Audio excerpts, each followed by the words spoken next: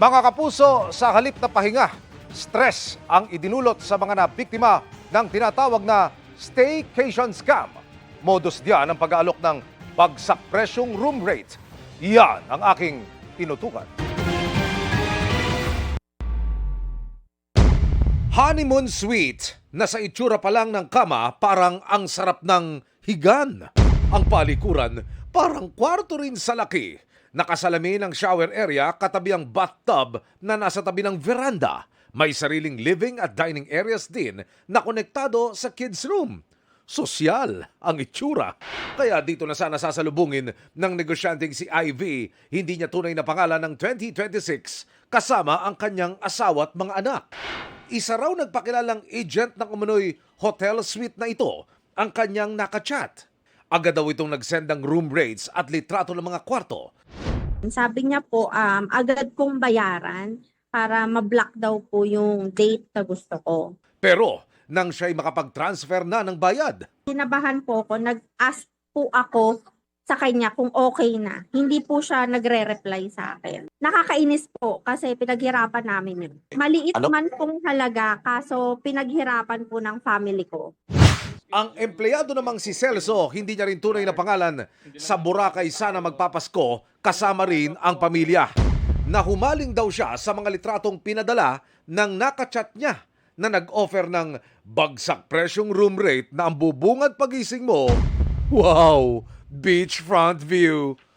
Naano lang ako dahil mura eh. Mag-ano daw ako ng parang reservation. Nung pan-December Holy Week na ngayon. So palagi kong pinapalo up. Sabi sa akin, hindi daw ako na-accommodate ng operator. Di sabi ko, ano nangyari? Wala na mangyayari na vacation. Sabi ko, di balik nyo yung 5,000. Mahirap din kita ng 5,000 ngayon eh. Follow pa ako sa Viber nila, sa number ng agent. Wala na, naka-block na ako eh. Kumpirmado, biktima ng tinatawag na staycation scam sina Ivy at Celso ayon sa Cybercrime Investigation and Coordinating Center.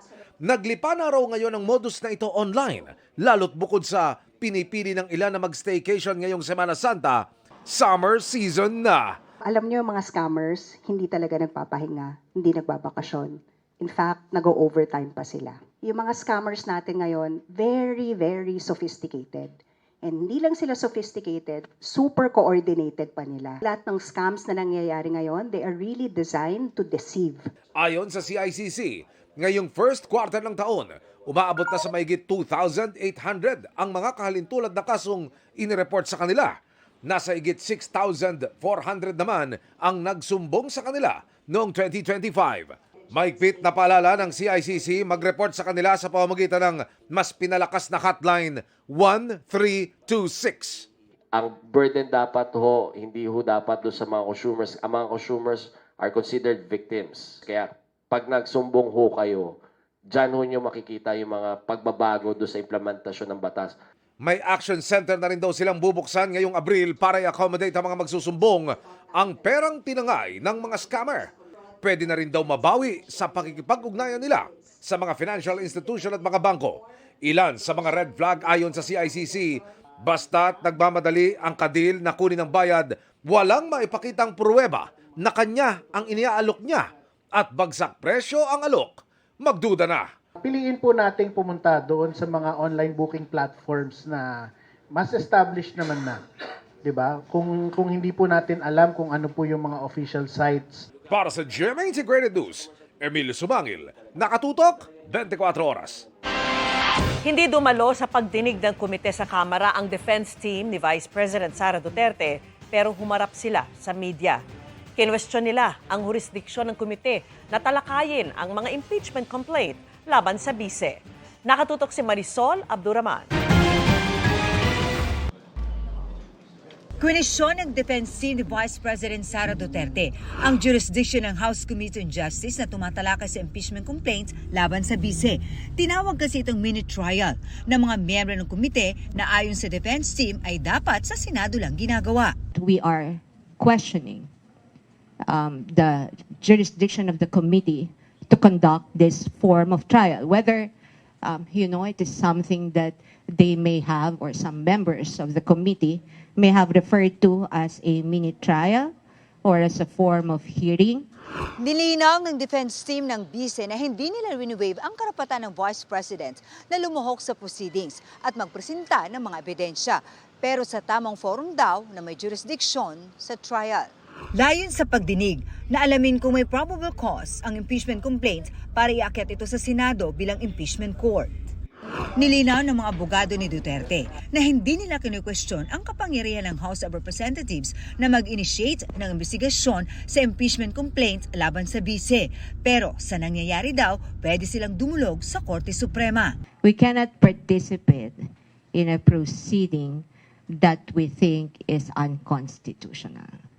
We cannot have the Vice President appear before a body exercising a power or authority that is vested by the Constitution in another tribunal. Sa isang pahayag, sinabi ng Vice Presidente na ang pagpapadalo sa kanya sa komite ay para makagawa raw ng narrative ng mini trial sa hindi niya pagsagot at pagdalo. Ginagamit daw ang mga pagdinig para sa isang fishing expedition. Sinabi rin ng Vice na walang patakaran ng House Committee on Justice na kailangan siyang personal na dumalo sa pagdinig. Naisumiti na rin daw niya ang kanyang sagot, kaya sa ngayon daw ay walang dapat gawin ng komite, kundi ibasura ang mga reklamo laban sa kanya dahil sa kakulangan ng ebidensya. Kanina, ipinasabina ng Justice Committee ang mga testigo at mga dokumento tungkol sa sinasabi impeachable offenses ng BISE. The evaluation must solely remain with the complaints and the pieces of evidence attached, hindi ba? Ngayon, if you will go beyond the evidence attached and start asking for documents left and right, if you go beyond that, that is what we're saying na fishing expedition, no? Malamang yun na rin ang pinaparating ng ating Vice Presidente. Dagdag na po na ni Attorney Michael Powa, may mga dokumento pa raw na ipinasabi na mula sa panahong bago pa umupong Vice President si Duterte at may hawak na posisyong hindi sakop ng impeachment process. Isa si Attorney Powa sa ipinasabi na para tumistigo sa pagdinig kaugnay ng kinukwestyong paggamit ng BISE sa confidential funds, gayon naging Chief of Staff siya at spokesman noon ni Duterte sa Department of Education at Office of the Vice President. Sabi ni Powa, handa raw siyang humarap sa komite pero kailangan pag-aralan ang nasa sabina. I don't see any point in not appearing, so I will definitely abide by the subpoena, subject to, of course, titingnan natin kung ano yung laman. Para sa GMA Integrated News, Marisol Abduraman, nakatuto 24 oras. Pwede nang magpatupad ang gobyerno ng pagrarasyon ng mga produktong petrolyo sa mga gasolinahan kung kinakailangan. Yan ay sa bisa ng State of National Energy Emergency na idineklara ng Pangulo. At sa bisa ng Executive Order 110, naglatag din ng mga paraan para tiyaking sapat ang oil supply, maaayudahan ang mga nangangailangan at mapapangalagaan ang kabuhayan at ekonomiya ng bansa. Yan ang tinutukan ni Ivan Mayrina. Mahigit 3 linggo matapos sumiklab ang gulo sa Middle East at sumipa ang presyo ng petrolyo sa all-time high, nilagdaan ni Pangulong Bongbong Marcos sa Executive Order 110 na nagdeklara ng State of National Energy Emergency sa bansa. Tinukoy sa EO 110 ang Department of Energy Act of 1992 kung saan maaaring magdeklara ang Pangulo na kritikal na o nanganganib ng supply ng enerhiya at maaari ito magpatupad ng Fuel at Energy Allocation Plan. Sa nasabing batas, nakasaada sa ganitong panahon, maaaring magpatupad ng Fuel and Energy Allocation Plan at iba pang hakbang gaya ng pagrarasyon ng fuel at iba pa. Sa EO ng Pangulo, walang binanggit na pagrarasyon. Dito inilatag ang tinawag na uplift o ang unified package para sa kabuhayan, industriya, pagkain at transportasyon. Layo nitong masigurong sapat ang supply ng enerhiya, maayos sa paghahatid ng mahalagang serbisyo, tuloy-tuloy ang komersyo, matiyak ang kapakanan ng mga mamamayan, lalo na nasa vulnerable sector, at mabawasan ang epekto ng gulo sa Middle East. Para dyan, binuo ang Uplift Committee na pangungunahan ng Pangulo. Kasama niya ang mga kalihim na mga sumusunod na kagawaran: energy, transportation, social welfare, agriculture, finance, budget at economy planning.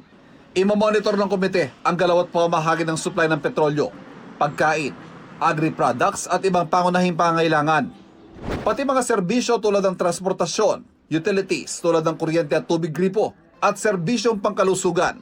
Bubuo rin ng komite ng mga pangmatagalang solusyon para bawasan ang konsumo ng petrolyo tulad ng paggamit ng electric vehicles, mass transportation at renewable energy. Ang Department of Energy o DOE, titiyakin tipid at sulit ang pagkonsumo ng enerhiya at aaksyonan ng hoarding at manipulasyon ng supply. Pinapayagan din ng EO na bumili ng langis ang DOE at Philippine National Oil Company para tiyakin maayos ang supply ng kuryente, lalo't tag-init. Pwede magpatupad ang Energy Regulatory Commission o ERC ng mga hakbang sa kung paano gagamitin ang mga power plant. Pabibilisin din ang pagbibigay permit at clearance sa mga proyektong magdaragdag sa produksyon ng kuryente. Kaugnay ng sale sa kuryente, maaaring bumuo ang ERC ng regulasyon sa operasyon at presyuhan ng Wholesale Electricity Spot Market o WESM. Ayon sa EO, tuloy ang fuel subsidy sa sektor ng transportasyon at ang discount sa mga pamasahe. Pabibilisin din ang paglalabas ng ayuda gaya ng para sa mga driver, magsasaka, mangingisda at mga OFW na ngayon walang trabaho. Rerepasuhin ang ibang gastos sa transportasyon para mapababa tulad ng toll at mga singil sa airport. Tututukan din ang presyo ng mga pangunahing pangangailangan sa agrikultura. Babantayan ang epekto ng krisis sa piso at ekonomiya. Tuloy rin ang mga mandatong i-rescue at tulungan ng mga naiipit na OFW sa Middle East. Sa lahat ng ito, maghahanap ang Budget Department na mapagkukunan ng pondo kung kailangan at tiyaking tama ang paggamit nito. Pinahaba ang oras sa operasyon ng LRT at MRT. Pinalalawak ang libreng sakay at nagpapatakda ng priority transport lane sa mga lokal na pamahalaan. Mananatili sa state of national energy emergency ang bansa sa loob ng 1 taon, maliban na lang kung bawiin o palawigin ng Pangulo. Para sa GMA Integrated News, Ivan Mayrina, nakatutok, 24 oras. Mga kapuso, halos kapapasok pa lamang ng dry season o yung tag-init pero ramdam na ang matataas na heat index sa ilang bahagi ng bansa.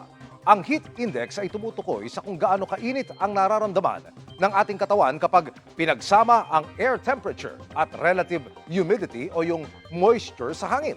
Kanina, umabot ang pinakamataas na heat index sa 44 degrees Celsius sa Dumangas, Iloilo. 42 degrees Celsius naman sa Borongan, Eastern Samar. Nasa danger level na ang ganyang katinding init. Bukas, posible ang 40 hanggang 41 degrees Celsius sa Coron, Palawan, ilang bahagi ng Iloilo, Eastern Samar, Cavite at Cotabato City. Pero mga kapuso, kahit tag-init season, posible pa ring ulanin ang ilang lugar dahil sa localized thunderstorms na epekto ng easterlies. Base sa datos ng Metro Weather, mataas ang tsansa ng ulan sa Mindoro Provinces, Western Visayas, Negros Island Region, Northern Mindanao at Davao Region. Pagsapit ng hapon, posible na rin ang kalat-kalat na ulan sa ilang bahagi ng Bicol Region, Samar Provinces, Zamboanga Peninsula, Barm at Socsamgen. Sa Metro Manila, magiging maaliwalas ang panahon sa maraming lungsod pero dahil magiging maalinsangan, hindi pa rin inaalis ang tsansa ng thunderstorms sa hapon o gabi. Dobleng aksyon at dobleng kasamaan? Ready na raw sa role na yan sina Paulo Contis at Polo Ravales na makakasama si Kapuso Primetime King Dingdong Dantes sa upcoming series na The Master Cutter. Makichika kay Nelson Canlas. Sa nagdaang taon, nahilig si Paulo Contis sa paggawa ng mga pelikulang dramatic at love story ang tema. Willing-willy rin siya sa pagpapatawa sa bubble gang. Kaya naman nang tawagin siya ng itinuturing niyang Other Love na gumanap bilang kontrabida sa upcoming Kapuso action series na The Master Cutter, hindi na raw siya nagdalawang isip. Finally, matagal kaming nagpahinga sa prime time. I was doing movies for the past year, a year and a half. So ngayon, nagkaroon ng pagkakataon makatrabaho si Mr. Dantes. So of course, you grab the chance. This series reunites him with Kapuso Primetime King Dingdong Dantes. Ipinagmamalaki ni Paulo ang working dynamics nila na 2009 pa lang daw ay nabuo na nila. Na-miss ko yung pagiging kontrabida actually, and for the longest time ako ang nagvi-villain kay Dingdong sa babaeng hinugot sa aking tadyang, alias Robin Hood. Actually nagtitraining kami ni Dingdong. Sabi namin, tanda na ito natin ginagawa doon. Pero I'm very confident na maaksidente man ako sa kanya, maaksidente man niya ako, walang initan ng ulo. Bukod kay Paulo, tila reunion din ni Dingdong ang The Master Cutter sa kanyang kaibigan na si Polo Ravales. You know, sobrang sarap ng feeling kasi yung bida ng Master Cutter, Dingdong Dantes, is a friend. di ba? Kumbaga kasama ko siya, like nung nagsimula kami, siya talaga yung nakasama ko na. Makakasama ni na Paulo at Polo sa The Master Cutter si Kapusok child star Sienna Stevens. Makakasama rin nila sina Rio Locsin, Tonton Gutierrez, Joe Berry, Max Eigenman at Ketchup Eusebio. Kasama rin ang mga new breed of sparkle stars na sina Shuvi Etrata, Anthony Constantino, Prince Carlos at Charlie Fleming. Nelson Canlas, updated sa Showbiz Happenings. Katatanggap lang na balita, nilagdaan na ng Pangulo ang batas na nagbibigay sa kanya ng kapangyarihang tapyasan o suspindihin ang oil excise tax. Nagpaliwanag din ang Pangulo kung bakit limitado lang sa energy sector ang dineklarang emergency. Nakatutok si Ivan Mayrina. Kapag narinig ang salitang emergency, maaaring meron mga hindi maiwasang mangamba. Pero nais pahupayan ng Pangulo kung meron mang nakakaramdam ng ganito. I want to assure everyone that this does not mean that we should panic. It means that we are doing everything that we can to assess and to alleviate the situation. It is a precautionary tool so that we are ready for whatever comes next. Sabi ni Pangulong Bongbong Marcos, maingat na pinili ang salitang ginamit sa kanyang deklarasyon, State of Energy Emergency. Nais niya daw idiin na ang problema partikular lamang sa presyo at supply sa sektor ng enerhiya at hindi pa kalahatang problema sa bansa. Binibigyan nito ang ating pamahalaan ang mga kapangyarihan kumilos ng mas mabilis, bumili ng langis ng hindi na kailangan na dumaan pa sa matagal na proseso at pagsamahin ang lahat ng ahensya sa isang direksyon. Those are the authorities and the powers that we might need in the future and we would like to have available to us. Maaari nang makialam ang pamahalaan sa supply at presyo ng kuryente para hindi ito masyadong magmahal.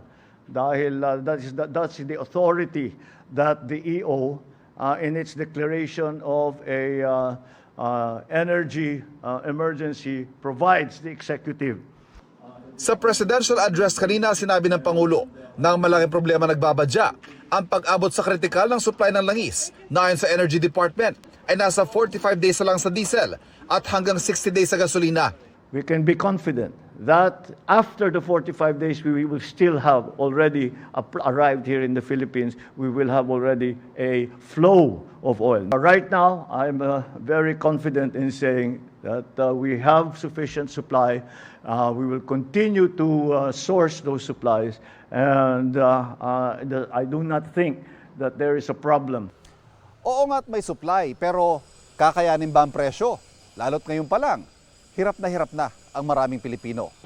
Ang panukalang bigyan ng kapangyarihan ng Pangulo na suspindihin o ibaba ang excise tax sa petrolyo, mapipirmahan na raw ng Pangulo bago matapos ang araw na ito. Pagtitiyak niya, lahat daw ng mga mungkahi para tumugon sa problema, maingat na pinag-aaralan. Nothing is off the table. We are looking at everything that we can do. And so whatever suggestion that has been brought to us, whatever idea that we have come up with, we are examining it very, very closely in great detail to see if it is going to be advantageous to our people. Hindi kontrolado ng pamahalaan ang presyo ng mga produktong petrolyo dahil sa oil deregulation law. Pwedeng i-take over ng gobyerno ang oil companies kapag idineklara ang isang national emergency.